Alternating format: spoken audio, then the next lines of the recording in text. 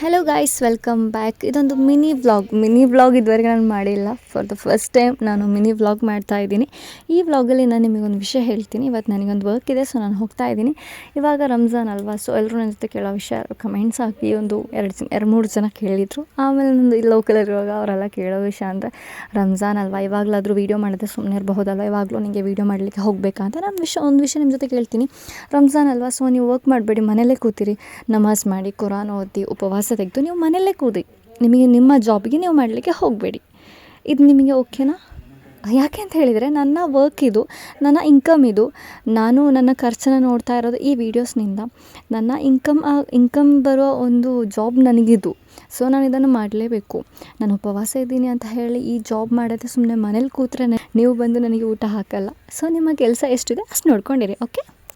So ನಾನು work ಟೈಮಲ್ಲಿದ್ದೀನಿ. Work ಎಲ್ಲ ಮುಗಿದು ಇವತ್ತಿನ ಈ ವ್ಲಾಗ್ ಇಲ್ಲಿಗೆ ಮಿನಿಯಾಗಿ ಕಂಪ್ಲೀಟ್ ಮಾಡ್ತಾಯಿದ್ದೀನಿ.